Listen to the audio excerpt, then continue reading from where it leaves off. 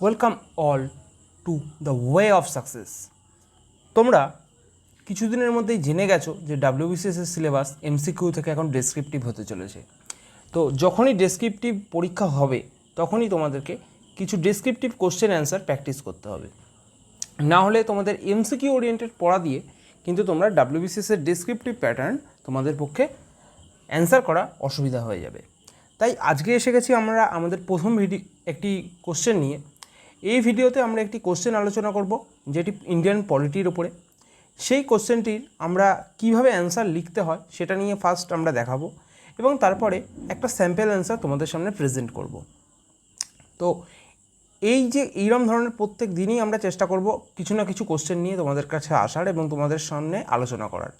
যদি এই ধরনের যে আপডেটগুলো সেগুলো যদি পেতে চাও তাহলে তোমরা আমাদের টেলিগ্রাম যে চ্যানেল আছে সেই টেলিগ্রাম চ্যানেলে তোমরা যুক্ত হয়ে যাবে এবং সেখানে আমরা কিন্তু আমাদের সমস্ত রকম আপডেট ঘোষণা করব যে কখন কোন ভিডিও আসবে এবং কী রিলেটেড ভিডিও আসবে।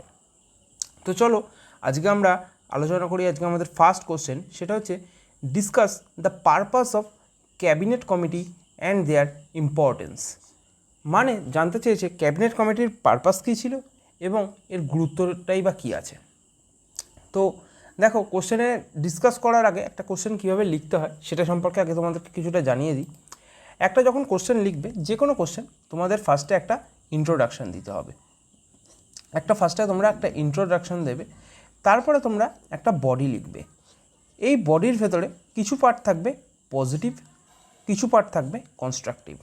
দেখো, এটা কখন হবে পজিটিভ কনস্ট্রাকটিভ? এটা যদি ক্রিটিক্যাল অ্যানালিসিস চায়, কিন্তু তোমাদের যদি শুধু সিগনিফিকেন্স চায় বা শুধু তাদের পারপাস জানতে চায়, মানে ডিরেক্ট কোশ্চেন, তাহলে যেটা চাইছে শুধু সেটাকেই তোমরা হাইলাইট করবে, তারপরে শেষে চলে যাবে তোমরা কনক্লুশনে। এটাই হলো টোটাল একটা যে কোনো কোশ্চেন লেখার রুল, বা এই পদ্ধতি মেনটেন করলে তোমরা যে কোনো কোশ্চেন কিন্তু লিখতে পারবে। ঠিক আছে? তো আজকে আমরা আমাদের ফার্স্ট কোশ্চেন যেটা, সেটা নিয়ে আমরা দেখব যে কিভাবে আমরা এই ফার্স্ট কোশ্চেনটাকে লিখতে পারি। দেখো, আমাদেরকে কি চেয়েছে? ফার্স্ট অফ অল আমাদেরকে চেয়েছে ক্যাবিনেট কমিটি নিয়ে কিছু ইনফরমেশান আমাদেরকে দিতে হবে। তো ক্যাবিনেট কমিটি নিয়ে আমরা কিছু ইনফরমেশান দেব। সবার আগে জেনে নেব ক্যাবিনেট কমিটি কী জিনিস। দেখো, তোমরা এতদিন নিশ্চয়ই ইন্ডিয়ান পলিটি যখন পড়েছো তখন কিছু ইনফরমেশান জেনেছো যে কাউন্সিল অফ মিনিস্টার্স বলে একটা টার্ম আছে। তো কাউন্সিল অফ মিনিস্টার্স কী জিনিস? সেটা হচ্ছে পার্লামেন্টে যারা কিছু মিনিস্টার থাকে তাদের যে কাউন্সিলটা থাকে সেটার কথা বলা হচ্ছে, এবং এর লোক সংখ্যা থাকে 70 থেকে 80-র কাছে, এবং এর পার্সেন্টেজটা থাকে 15% of the total seat of the Lok Sabha.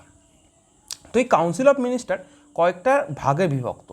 তার মধ্যে একটা হচ্ছে ক্যাবিনেট, একটা হচ্ছে তোমাদের থাকে মিনিস্টার অফ স্টেট, আর একটা তোমাদের থাকে ডেপুটি মিনিস্টার। ঠিক আছে? তো এই ডেপুটি মিনিস্টার অফ স্টেট, এগুলো নিয়ে তো আমরা, এই যে মিনিস্টার অফ স্টেট বলো, ডেপুটি মিনিস্টার, এগুলো নিয়ে তো আমরা পরে আলোচনা করব যখন আমরা কাউন্সিল অফ মিনিস্টারের কোশ্চেন সলভ করব। কিন্তু আজকে আমাদের টপিকটা দিয়েছে ক্যাবিনেট কমিটি। তো ক্যাবিনেট কমিটি যখন আমাদের টপিক, তো আমাদেরকে আলোচনা করতে হবে কিন্তু এই ক্যাবিনেট নিয়ে। তো ক্যাবিনেট বলতে কী বোঝানো হচ্ছে? যত সমস্ত ইম্পর্টেন্ট মিনিস্ট্রি আছে যার আন্ডারে। তো ক্যাবিনেটের মধ্যে কী কী থাকে তোমরা সাধারণত জানো, রেল বলো, তারপরে ফিনান্স বলো, এই ধরনের ডিপার্টমেন্টগুলো থাকে কিন্তু ক্যাবিনেটের। আরও রয়েছে, সেগুলো তোমরা জানো অলরেডি, সেগুলো রয়েছে ক্যাবিনেটের মধ্যে। তো ক্যাবিনেট কমিটিটা কখন তৈরি হয়? ক্যাবিনেট কমিটি কিন্তু প্রথমে একটা বলছি, এটা একটা এক্সট্রা কনস্টিটিউশনাল বডি। মানে কনস্টিটিউশনে কিন্তু এক্সট্রা কনস্টিটিউশনাল আগে লিখে নিই। ঠিক আছে? মানে কনস্টিটিউশনে কিন্তু এর কোনো ডিরেক্ট উল্লেখ নেই, কিন্তু আমাদের আর্টিকেলের 77 পার্ট 3 যেটা, সেখানে বলা আছে যে বিজনেস প্রসিডিওর মেনটেন করতে গিয়ে, মানে রুলস অফ বিজনেস যে স্ট্যাবলিশমেন্ট, সেটা করতে গিয়ে কিন্তু কখনো কখনো ক্যাবিনেট কমিটি তৈরি করা যেতে পারে। কিন্তু ক্যাবিনেট কমিটি টার্মিনোলজিটা কিন্তু কোনো জায়গায় মেনশন করা নেই। তো সবার আগে ফার্স্টে বুঝে গেলে যে ক্যাবিনেট কমিটি একটা এক্সট্রা কনস্টিটিউশনাল বডি, এবং এক্সট্রা কনস্টিটিউশনাল বডি হওয়ার জন্য এটা রুলস এবং বিজনেস অর্গানাইজ করতে আমরা সাধারণত ক্যাবিনেট কমিটিকে ইউজ করি। এবার ক্যাবিনেট কমিটির মানে টোটাল যদি আমরা বলি, ক্যাবিনেট কমিটি দু রকমের হয়। একটা হচ্ছে স্ট্যান্ডিং, ঠিক আছে, আর একটা হচ্ছে অ্যাডহক। তো দুটো জিনিস নিয়ে আমরা আলোচনা করব, স্ট্যান্ডিং অ্যাডহক দুটো নিয়েই। স্ট্যান্ডিং কখন হয়, অ্যাডহক। স্ট্যান্ডিং মানে পার্মানেন্ট ইন নেচার। দেখো আমরা প্রত্যেকটা আলোচনা করছি, তাই ডিরেক্ট অ্যান্সারে তোমাদের যাচ্ছি না, অ্যান্সারে আমরা যখন যাব তখন প্রত্যেকটা জিনিস আলোচনা করব। অ্যাডহক হচ্ছে টেম্পোরারি ইন নেচার, ঠিক আছে, পার্থক্যগুলো বুঝতে হবে। টেম্পোরারি ইন নেচার, তো পার্মানেন্ট ইন নেচার মানে যে সমস্ত কমিটি সারা বছর বা পার্লামেন্টের সময়কালের মধ্যে সারাক্ষণই কাজে লাগে, তারা কিন্তু এই স্ট্যান্ডিং কমিটির মধ্যে পড়ে। তো স্ট্যান্ডিং কমিটির মধ্যে কিছু কমিটি আছে, যেমন political affairs committee, economic affairs committee, appointments committee, যেগুলো ডিক্লেয়ার করে কি হায়ার লেভেল অ্যাপয়েন্টমেন্টসের জন্য। এই যে কমিটিগুলো রয়েছে এগুলো কিন্তু স্ট্যান্ডিং কমিটির মধ্যে পড়ে। আর টেম্পোরারি কমিটি কখন তৈরি হয়? টেম্পোরারি কমিটি তৈরি হয় কিন্তু সেই সময়ে, যে সময়ে কোনো মনে করো একটা দরকার পড়লো, সেই সময়ে আমাদের একটা কমিটি তৈরি করতে হবে, সেটা হচ্ছে টেম্পোরারি কমিটি বা অ্যাডহক কমিটি আমরা তৈরি করব। এবার তাহলে ক্যাবিনেট কমিটিটা কী জিনিস? ক্যাবিনেট কমিটি হলো, মনে করো রেল, এই যে মিনিস্ট্রি রয়েছে, ডিফেন্স মিনিস্ট্রি রয়েছে, তারপরে মনে করো ফিনান্স মিনিস্ট্রি রয়েছে। আমি তিনটের এক্সাম্পল এখানে নিচ্ছি। এই তিনটে মিনিস্ট্রি কোনো একটা কাজ করবে যেখানে তিনজনেরই কোলাবোরেশন লাগবে। তারা তো ইন্ডিপেন্ডেন্টলি কাজ করতেই পারে, কিন্তু যদি তিনজনেরই কোলাবোরেশন লাগে এমন একটা সময়, যে সময়ে তারা একটা কমিটি ফর্ম করবে, তাহলে কি হবে? এটা হয়ে যাবে একটা, টোটালটা হয়ে যাবে, এই যে টোটাল যে জিনিসটা সেটা একটা কমিটির ভেতরে চলে আসবে। এবং যেহেতু প্রত্যেকেই ক্যাবিনেটের মেম্বার, ঠিক আছে, তাই তারা যে কমিটিটা তৈরি করবে সেই কমিটিটার নাম হবে কিন্তু ক্যাবিনেট কমিটি, ঠিক আছে, বুঝে গেল? তো এটা হয়ে যাবে ক্যাবিনেট কমিটি। এবার তাহলে বলো ক্যাবিনেট কমিটি কিভাবে তৈরি হলো এবং কী কারণে তৈরি হলো, এটা আমরা ক্লিয়ার করলাম। তাহলে তোমরা ইন্ট্রোডাকশন যখন হবে, ইন্ট্রোডাকশানে কী লিখবে? ইন্ট্রোডাকশানে ফার্স্ট একটা ক্যাবিনেট কমিটির ডেফিনেশন দিয়ে দেবে। তারপরে কি করবে? ক্যাবিনেট কমিটির যে টু টাইপস সেটা তোমরা আলোচনা করবে, একটা হচ্ছে স্ট্যান্ডিং, একটা হচ্ছে অ্যাডহক। আচ্ছা, অ্যাডহকের মেম্বার কিন্তু 7 থেকে 8 জন হয়। এবং প্রথম কথা আগে বলে রাখি, এখানে যারা মেম্বার থাকে, মেম্বার ছাড়াও কিন্তু আরও কিছু মেম্বার, মানে যারা মেম্বার নয়, হয়তো ক্যাবিনেটের মেম্বার নয়, যারা হয়তো রয়েছে মিনিস্টার অফ স্টেটে, ঠিক আছে, বা রয়েছে ডেপুটি মিনিস্টারে, ঠিক আছে, ডিএম বলতে এখানে ডেপুটি মিনিস্টারের কথা বলছি, তারাও কিন্তু এর মধ্যে আসতে পারে। এবং তাদের কী হিসাবে আনা হয়? ইনভাইটেড হিসাবে তাদেরকে কিন্তু এই মানে ক্যাবিনেট কমিটির ভেতরে ইনক্লুড করা হয়। এটা হলো পুরো জিনিস। তাহলে তোমরা এখানে দুটো জিনিস দেবে, একটা হচ্ছে ডেফিনেশন দেবে, আর এটা হচ্ছে যে দুটো টাইপ আছে সেই দুটোকে উল্লেখ করবে। তাহলে তোমাদের ইন্ট্রোডাকশান কিন্তু কমপ্লিট হয়ে গেল, ঠিক আছে। এইবার আমরা যাব আমাদের যে কোশ্চেন ছিল, কোশ্চেনে কি দেওয়া ছিল? কোশ্চেনে আমাদের দেওয়া ছিল যে ইম্পর্টেন্স। আমরা তাহলে কী কমপ্লিট করলাম? যে ক্যাবিনেট কমিটি যেটা আছে, ক্যাবিনেট কমিটিটাকে আমরা কমপ্লিট করলাম, এবং তার যে পার্টগুলো রয়েছে স্ট্যান্ডিং কমিটি এবং অ্যাডহক কমিটির যে ইন্ট্রোডাকশন সেটাকে আমরা কমপ্লিট করলাম। এবার তাহলে বলো যে ইম্পর্টেন্স বলতে কী? তাহলে ক্যাবিনেট কমিটি আমরা কেন তৈরি করছি? ওয়ার্ক যে প্রেশারটা রয়েছে সেটাকে কিন্তু রিডিউস করার জন্য আমরা ক্যাবিনেট কমিটি তৈরি করছি। তো এটা হচ্ছে একটা গুরুত্ব, যে ইম্পর্টেন্স বলো বা গুরুত্ব বলো সেটা আমরা বলতে পারি। আর কোনো ইস্যু আছে, মনে করো যে কোনো ইস্যু চলছে, সেই ইস্যুটাকে সলভ করতে চাই এবং ফর্মুলেট প্রপোজাল, মানে একটা আমরা ইস্যুটাকে তো সলভ হলো এবং তারপরে একটা প্রপোজাল যে দরকার, সেই প্রপোজালে আমরা যেতে চাই এবং সেটার জন্য কিন্তু আমরা ক্যাবিনেট কমিটি তৈরি করি। তারপরে কি রিডিউসেস প্রেসার, যেটা আমরা বললাম আপন দ্য ক্যাবিনেট, মানে ক্যাবিনেটের উপরে তো এমনি অনেক কাজ থাকে, তাছাড়াও যে এক্সট্রা বার্ডেন চলে আসছে যে কোনো একটা প্রজেক্ট সামলানোর জন্য, সেই প্রজেক্টটা মানে কি ক্যাবিনেটে মনে করো আসলে বিভিন্ন মেম্বাররা রয়েছে। এবার এই মনে করো প্রত্যেক একজন মেম্বার, এবার কোনো একটা কাজ নিয়ে যদি সবার সঙ্গে মিটিং করতে হয় বা টোটাল কাউন্সিল অফ মিনিস্টারে মিটিং করতে হয়, তাহলে 70 থেকে 80 জন, তাহলে 70 থেকে 80 জনকে প্রেজেন্ট থাকতে হবে এবং প্রেজেন্ট থেকে মিটিং করতে হবে, এবং সেই মিটিংয়ে সবাই যে একই সিদ্ধান্তে আসবে তার চান্স কম। তো সেই জন্য রিপ্রেজেন্ট করা হয় ক্যাবিনেট কমিটির দ্বারা। ক্যাবিনেট কমিটি এই টোটাল মিটিংটাকে করে এবং মিটিংটা করে ক্যাবিনেট কমিটি কিন্তু একটা সিদ্ধান্তে আসে এবং একটা প্রপোজাল দেয়। তাতে কী হয়, তাতে ক্যাবিনেটের ওপরে যে প্রেশারটা থাকে সেটাও কিন্তু কমে যায়। আর একটা হচ্ছে কালেকটিভ রেসপন্সিবিলিটি। দেখো কালেকটিভ রেসপন্সিবিলিটি টার্মটা তোমরা এর আগেও পড়েছো লোকসভা বা পার্লামেন্ট যখন পড়তে গেছো। তাহলে কালেকটিভ রেসপন্সিবিলিটি কী করে আসছে, মনে করো কোনো একটা ডিসিশন নিল এই মেম্বার অফ পার্লামেন্ট, এই মেম্বার অফ পার্লামেন্ট, এটা কিন্তু সবাই কিন্তু ক্যাবিনেট কমিটির ভেতরে রয়েছে। তাহলে সেই ডিসিশনটা অ্যাকচুয়ালি ফ্রুটফুল কি না সেটা রেসপন্সিবল কারা হবে। মনে করো এই ব্যক্তিটাও নিয়েছিল, তাহলে রেসপন্সিবল কারা হবে, এখানে যারা ছিল সবাই কিন্তু রেসপন্সিবল হবে এই ডিসিশনটার ফ্রুটফুল হলো কি হলো না, বা এই রেজাল্টটার যে আউটকাম আসবে সেটার যে রেসপন্সিবিলিটি কিন্তু সবার ওপরেই বর্তায়। তো সেই জন্য বলা হচ্ছে the principal of collective responsibility কিন্তু থেকে যাচ্ছে সবার ওপরে। আর যেহেতু সবাই মিলে কাজটা এক্সামিন করা হচ্ছে, তো সেই জন্য পলিসিটা কী হচ্ছে, একটা গভীরভাবে আমরা কিন্তু পরীক্ষা নিরীক্ষার মাধ্যমেই এই যে ডিসিশন আসে সেটা আসে, এবং কি হয় একটা এফেক্টিভ কোঅর্ডিনেশন, যেহেতু সবাই মিলে কোঅর্ডিনেট করছে এবং সবাই মিলে চেষ্টা করছে কোনো একটা আমরা কনক্লুশনে পৌঁছানো, সেই জন্য কিন্তু যে কোঅর্ডিনেশনটা তৈরি হয় সেটা কিন্তু যথেষ্ট ইফেক্টিভ একটা কোঅর্ডিনেশন তৈরি হয় এই ক্যাবিনেট কমিটির যে বৈঠকের রেজাল্ট আসে সেখানের থেকে। তারপরে কি বলছে, এটা বলা যায় যে ক্যাবিনেট কমিটিতে চেয়ারম্যান কে থাকে, ম্যাক্সিমাম যে বড় বড় স্ট্যান্ডিং কমিটির সেখানকার চেয়ারম্যান থাকে কিন্তু প্রাইম মিনিস্টার অফ ইন্ডিয়া।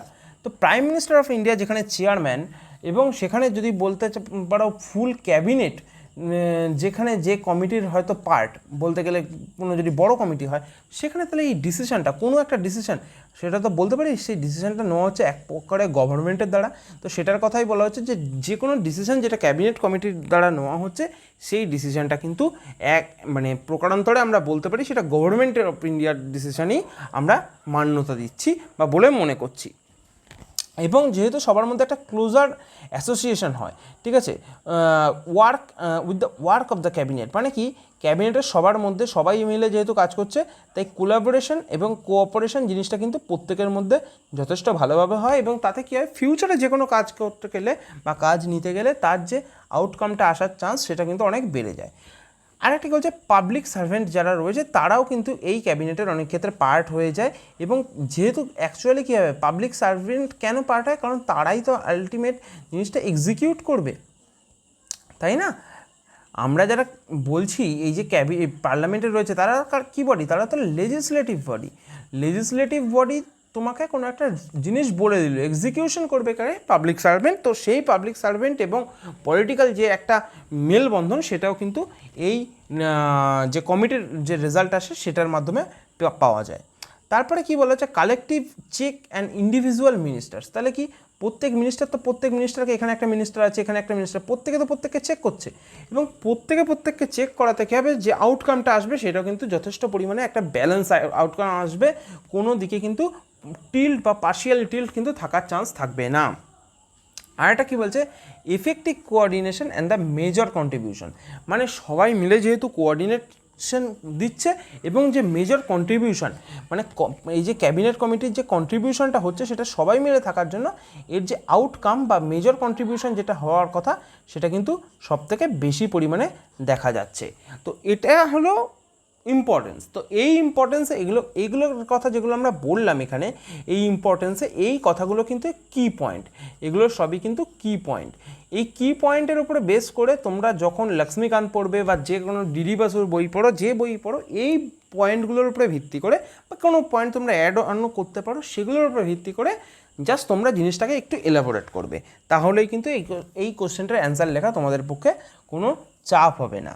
আর কনক্লুশনে কি কনক্লুশন বলবে যেহেতু পুরো জিনিসটা একটা যা তুমি বুঝলে যে পুরো জিনিসটা যেহেতু সবাই মিলে হচ্ছে, তো এর রেজাল্ট বা আউটকাম সেটাও খুবই গুরুত্বপূর্ণ, এবং সেক্ষেত্রে সরকারের বা বলতে গেলে টোটাল যে ক্যাবিনেটের যে একটা রেসপন্সিবিলিটি থেকে যাচ্ছে, সেরকমভাবে তুমি একটা কনক্লুশন গুছিয়ে দিলে, এবং গুছিয়ে দেওয়াতে কী হবে তোমার অ্যান্সারটা কিন্তু কমপ্লিট হয়ে যাবে।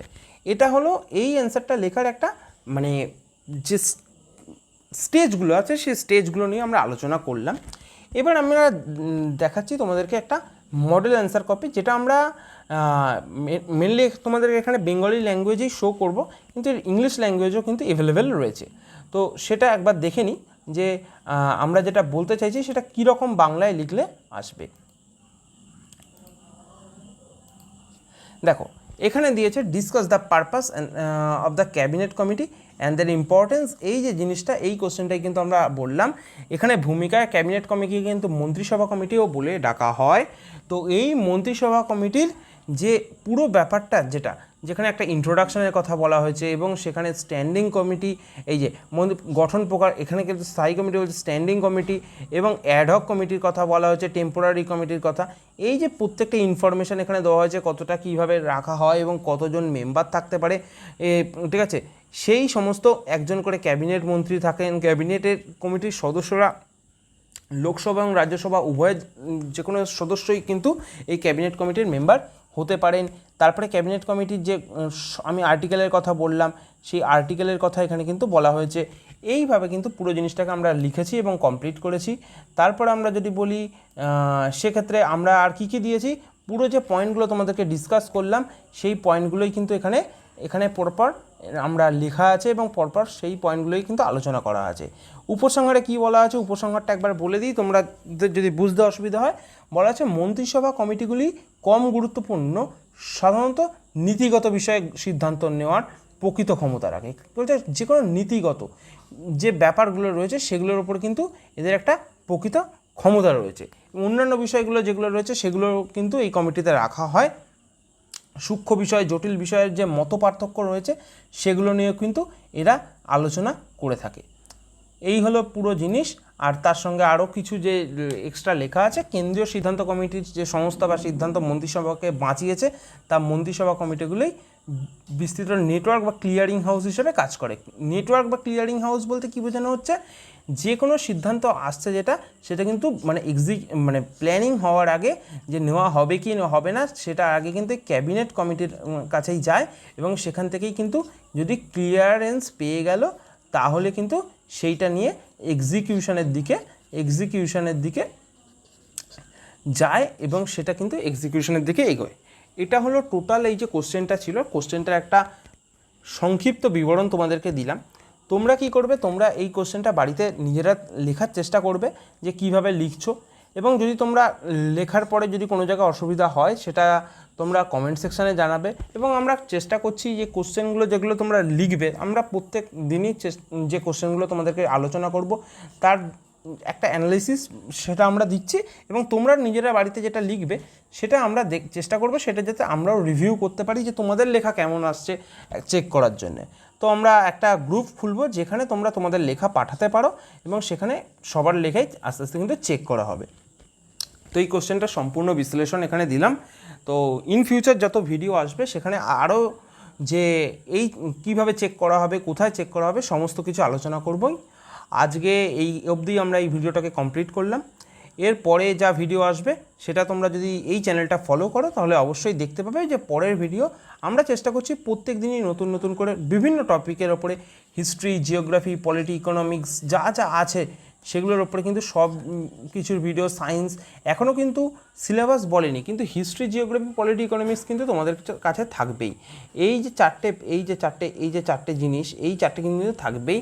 আর বাদবাকি যা সিলেবাস চেঞ্জ হলে সেটা তো দেখতেই পাবো। এই চারটে তো আমাদের এখন মেন লক্ষ্য, যারা WBCS দিচ্ছ তাদের জন্য এই চারটে, এবং আমরা কারেন্ট অ্যাফেয়ার্সের যে আলোচনাগুলো যেগুলো মিসলেনিয়াস পরীক্ষায় থাকে, ক্লার্কশিপ পরীক্ষায় থাকে, তারপরে যে কোর্টের LDA পরীক্ষাটা আছে সেখানে যেগুলো আছে, যেগুলো কারেন্ট অ্যাফেয়ার্স থেকে যে টপিকগুলো যেগুলোর উপরে তোমরা ডেসক্রিপটিভ লিখতে পারো সেগুলো নিয়েও কিন্তু আমরা আলোচনা শুরু করব, যাতে তোমাদের পরীক্ষার সময় পুরো জিনিসটা অনেক সুবিধা বা সহজ হয়ে যায়।